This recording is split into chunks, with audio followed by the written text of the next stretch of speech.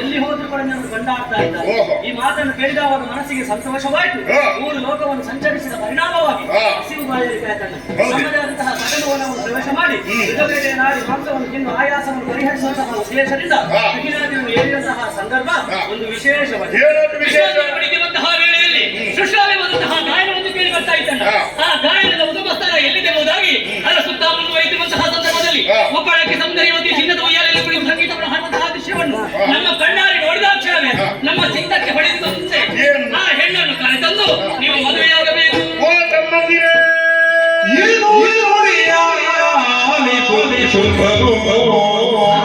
ಮನಸಿಯನ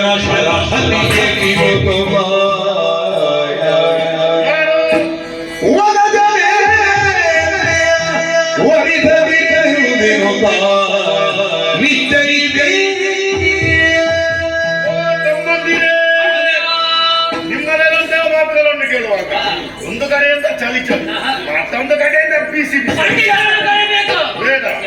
ಯಾಕೆ ಹೀಗೆ ಅಂತ ಈಗ ಅರ್ಥವಾಯ್ತು. ವಿಧ ವಿಧದಿಂದ ಧರುಣಿಯವರನ್ನು ಮುಂದೆ ಹೊಂದಳ್ತಾ ಇದ್ದೇವೆ. ಹಾಗಾಗಿ ಆ ಮನ್ಮಥನ ಶರ ಹದಗೆ ಸಿಲುಕಿದನಲ್ಲ ಆಕೆಯನ್ನು ಮದುವೆ ಅವಸರ ಮಾಡಬೇಕು. ಬೇಡ, ನೀವು ದುಡಿದು ಬಂದವ ವಿಶ್ರಾಂತಿಯನ್ನು ಪಡೆದುಕೊಳ್ಳಿ. ಬೇಕಾದಾಗ ನಾನೇ ಕಳುಹಿಸಿಕೊಳ್ಳೆ. ಸರಿ ಸರಿ, ಇದರ ಕುರಿತು ಆಲೋಚನೆಯನ್ನು ಮಾಡುವಾಗ ಇದ್ದಾನಲ್ಲ ನಮ್ಮಲ್ಲಿ ಸುಗ್ರೀವ. ಸುಗ್ರೀವ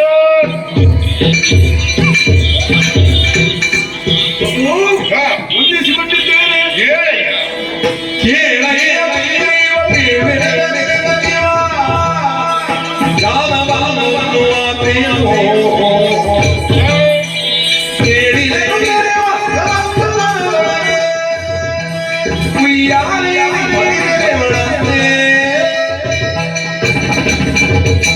ಸುಗ್ರೀವ ಪ್ರಭು, ನಿನ್ನನ್ನು ಕರೆಯುವುದಕ್ಕೆ ಬಲವಾದ ಕಾರಣ.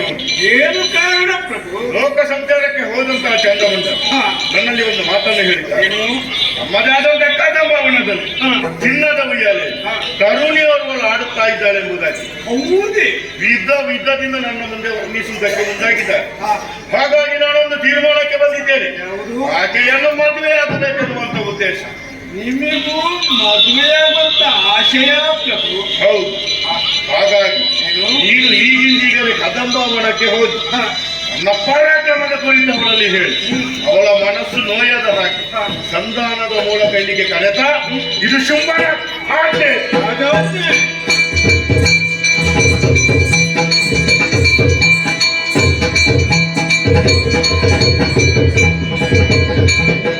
ಶುಂಭನ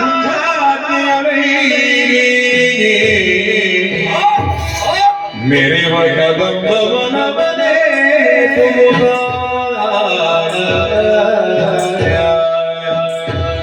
मेरे कदम बन बने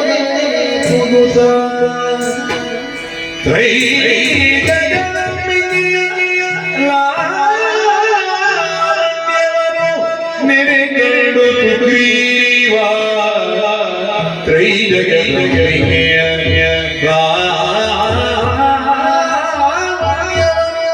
मेरे केडो सुग्रीवा शिव शिव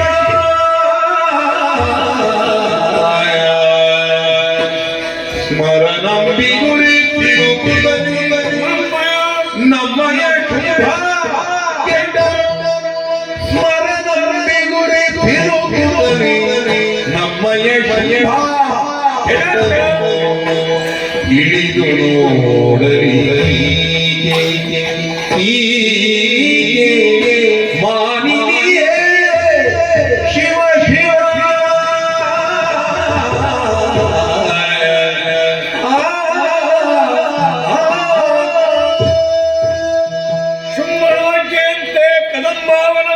ಪ್ರವೇಶ ಮಾಡಿದ್ದೇನೆ. ಬಂದು ನೋಡಿದರೆ ವಿಚಿತ್ರವೇ ಸರಿ. ನಾವು ಕೇಳಿ ತಿಳಿದದ್ದು ಹೀಗೆ, ಕದಂಬಾವನೆ ಮೇಲೆ ತುಂಬಿದಂತ ಕಾರ್ಕತ್ತರು ಅಂತ. ಆದ್ರೆ ಇಂದು ಹಾಗಲ್ಲ, ಎಲ್ಲೆಡೆ ನೋಡಿದ್ರು ಕೂಡ ಬೆಳ್ಳನೆ ಬೆಳಕಾಗಿ ಕಂಗೊಳಿಸ್ತಾ ಉಂಟು ಈ ಕದಂಬಾವನೆ. ನೋಡಬಾರದೆ ಒಳ್ಳೆಯ ಭಾವದಿಂದ ಇರಬೇಕಂತ ಮೃಗಗಳೆಲ್ಲ ಮಿತ್ರ ಭಾವದಿಂದ ವರ್ತಿಸ್ತಾ ಇವೆ. ಏನಿದರ ಅರ್ಥ ಒಂದು ಅರ್ಥವಾಗುತ್ತಾ ಇಲ್ಲ. ಅದಲ್ಲ, ಚಂಡ ಮುಂಡರಿಂದ ಕೇಳಿ ತಿಳಿದಂತ ವಿಷಯ ಶುಂಭ. ಕದಂಬಾವನದಲ್ಲಿ ಒಬ್ಬಾಕೆ ಹೆಣ್ಣಿದ್ದಾಳೆ. ನನ್ನದ ಉಯ್ಯಾಲೆಯನ್ನು ಕಟ್ಟಿ ಉಯ್ಯಾಲೆಯನ್ನು ತೂಗುತ್ತಾ ಇದ್ದಾಳೆ.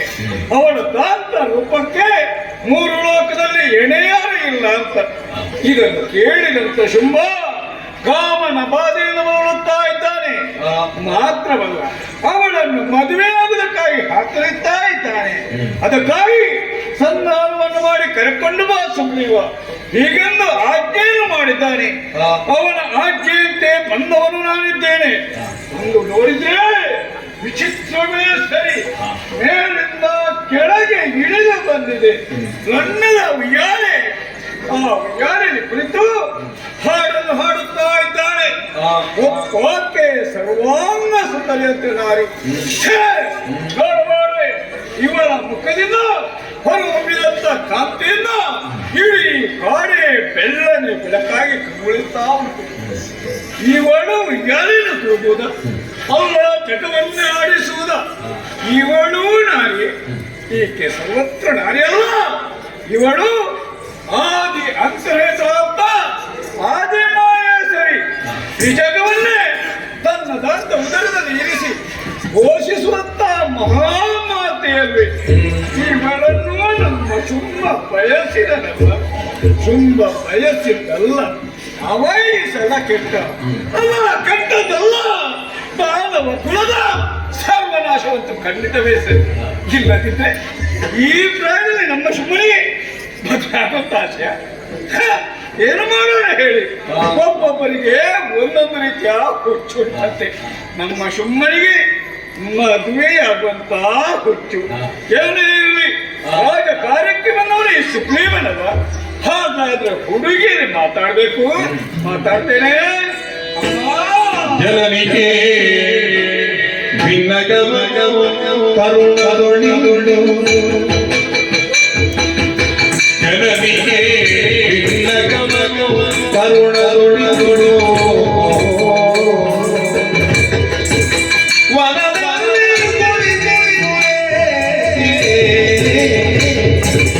ವನದಲ್ಲಿ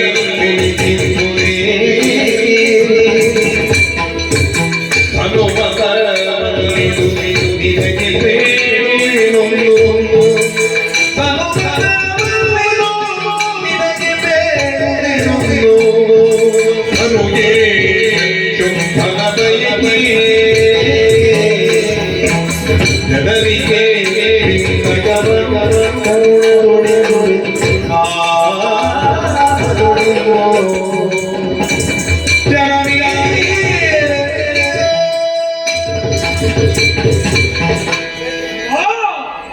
ಮೊದಲಾಗಿ ತನ್ನ ಪವಿತ್ರವಾದಕ್ಕೆ ಹೊಂದಿಸಿಕೊಂಡಿದ್ದೇನೆ ತಾಯಿ.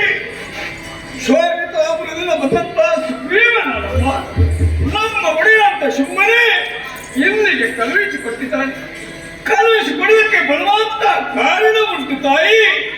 ನಿನ್ನದಂತ ವಿಚಾರವನ್ನು ಚಂಡ ಮಂಡರು ಶುಂಭನಿಗೆ ತಿಳಿಸಿದವರಿದ್ದಾರೆ. ನಿನ್ನ ರೂಪಲಾವಣ್ಯದ ಬಗ್ಗೆ ಹೊಗಳಿದ್ದಾರೆ.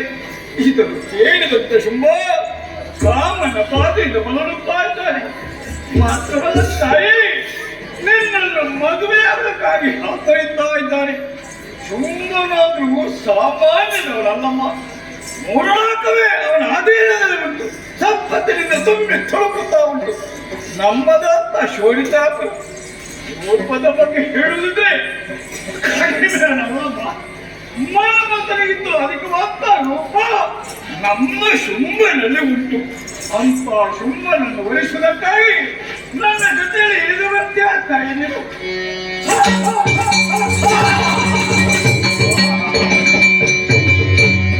ಈತ ಶುಂಭ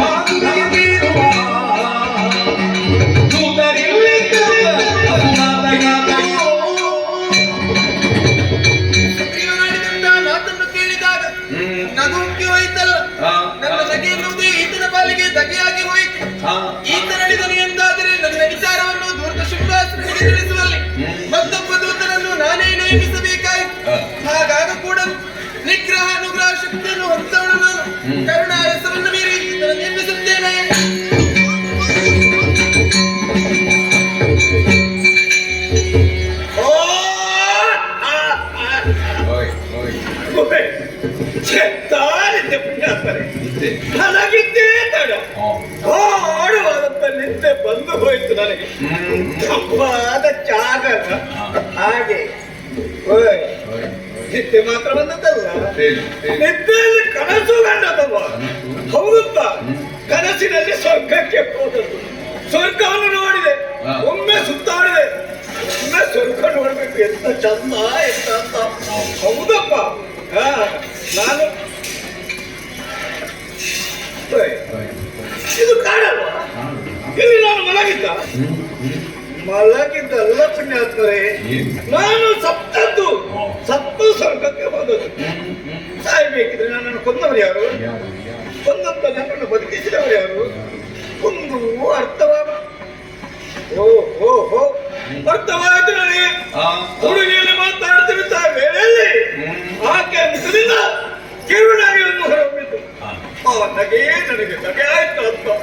ಆ ತರದಲ್ಲಿ ನಾನು ಸತ್ತು ಹೋದೆ, ಪುನರಪಿ ಬದುಕಿದೆ. ಹಾಗಾದ್ರೆ ಕೊಲ್ಲುವುದಕ್ಕೆ ಬದುಕಿಸುವುದಕ್ಕೆ ಸಮರ್ಥನೆ ಮಾಡಿದ್ದಾರೆ. ಈಕೆ ಸಾಮಾನ್ಯವಂತ ಹುಡುಗಿಯಲ್ಲ. ಸೃಷ್ಟಿ, ಸ್ಥಿತಿ, ಲಯ ಈ ಮೂರು ಕಾರ್ಯಗಳನ್ನು ಏಕಕಾಲದಲ್ಲಿ ಮಾಡುವಂತ ಸಮರ್ಥನೆಗಳಾಗಿದ್ದಾರೆ. ಈಕೆ ಶ್ರೀದೇವಿಯಲ್ವೇ? ಇವಳ ಮಹತ್ವವನ್ನು ವರ್ಣಿಸುವುದಕ್ಕೆ ಯಾರಿಂದ ಸಾಧ್ಯ ಉಂಟು? ಅಯ್ಯೋ ದೇವರೇ, ಕೇಳಬಾರಂತ ಪ್ರಶ್ನೆಯನ್ನು ಕೇಳಿ ಅವಳ ಮನಸ್ಸನ್ನು ನೋಯಿಸಿದೆ. ನನಗೆ ಬೇಕಾಗಿ ಅಲ್ಲ, ಒಡೆಯ ಶುಂಭನಿಗೆ ಬೇಕಾಗಿ. ಆದರೆ ಉತ್ತರ ಮಾತ್ರ ಸಿಗಲಿಲ್ಲ. ಅವಳಲ್ಲೇ ಕೇಳ್ತೇನೆ, ಅಮ್ಮ ನನ್ನಲ್ಲಿ ಕೋಪ ಮಾಡಬೇಡಪ್ಪ, ಸಿಟ್ಟು ಮಾಡಬೇಡ ತಾಯಿ. ನಿನ್ನ ಹತ್ತಿರಕ್ಕೆ ಬರುವುದಕ್ಕೆ ಭಯವಾಗ್ತದಪ್ಪ. ಹತ್ತಿರ ಬಂದ್ರೆ ನೀನು ನಗಾಡ್ತಿಲ್ವಾ? ಬದುಕಿಸುವುದಕ್ಕೆ ನಾನಿದ್ದೇನೆ ತಾನೇ. ಖಂಡಿತವಾಗಿ ನಾನಾಗಿ ಬಂದದ್ದಲ್ಲ. ನಮ್ಮ ಒಡೆಯ ಶುಂಭನಿಗೆ ಬೇಕಾಗಿ ಬಂದು ನಿನ್ನಲ್ಲಿ ಪ್ರಶ್ನೆಯನ್ನು ಕೇಳಿದ್ದೇನೆ. ಅವನಿಗೆ ನಾನು ಉತ್ತರವನ್ನು ಕೊಡಬೇಡ ತಾಯಿ. ಏನು ಅಂತ ಉತ್ತರವನ್ನು ಕೊಡ್ಲಿ?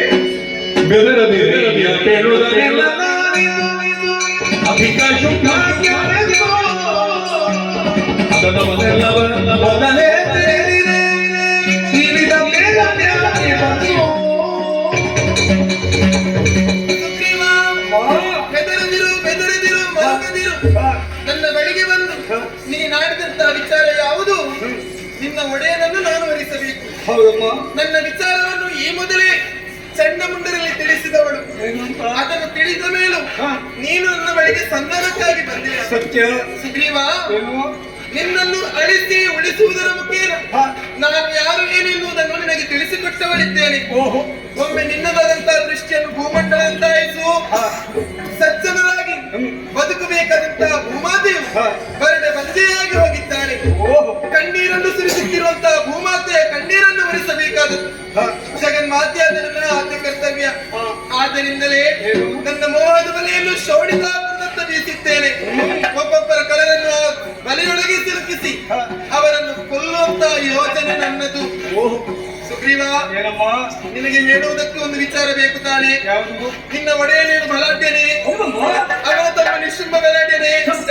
ಸಾಕ್ಷಾತ್ ಸಂವೇದನೆಗಳು ಬರಲಿ. ಎರಡಕ್ಕೆ ಅಂಜೋಡು ನಾನಲ್ಲ, ತಿಳಿಸು ನಿನ್ನ ಒಡೆಯನಿಗೆ.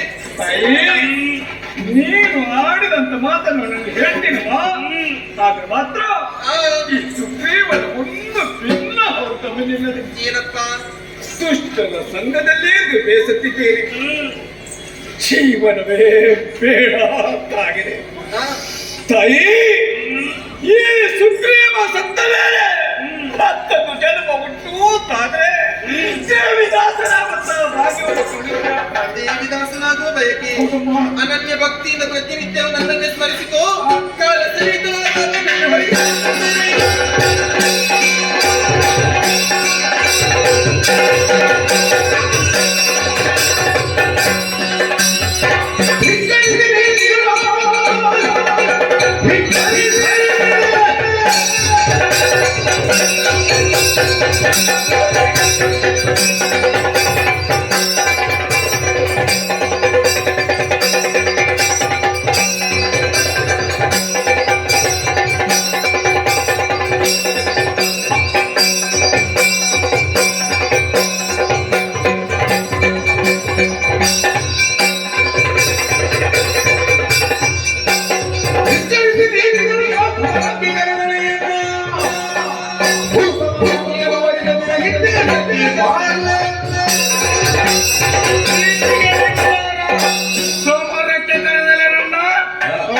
ಆಕೆಯನ್ನು ವರಿಸದಿದ್ದರೆ ನಾನು ಯಾಕೆ ಬಾಳಬೇಕು? ಧೂಮ್ರಾಕ್ಷ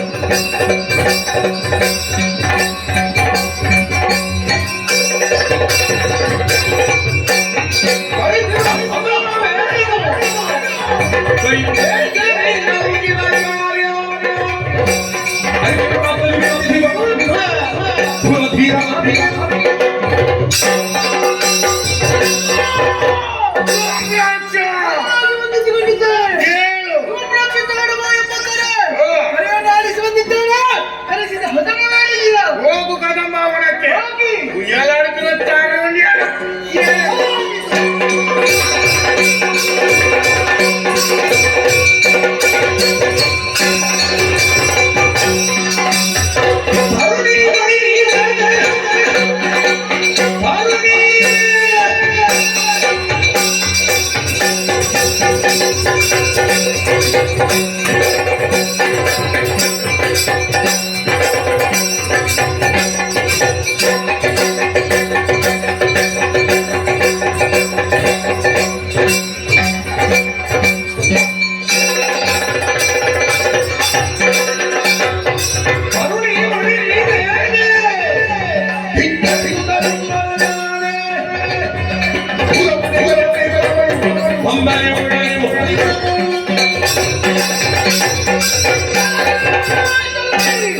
ನಮ್ಮೊಡೆ ಸುಂದರನನ್ನು ಬಯಸಿ ಸಂತಾನಕ್ಕಾಗಿ ಸುಗ್ರೀವನನ್ನು ಕಳಿಸಿಕೊಟ್ಟರೆ ಸುಗ್ರೀವನ ಸಂತಾನವನ್ನು ಮಾಡಿದ ಧೂರ್ತ ಬಂದವ ಧೂಮ್ರಾಕ್ಷ ಅಂಗಡಿಯವರು ಅಗತ್ಯವಿಲ್ಲ ಮಾಡಿಲ್ಲ ತಯಾರು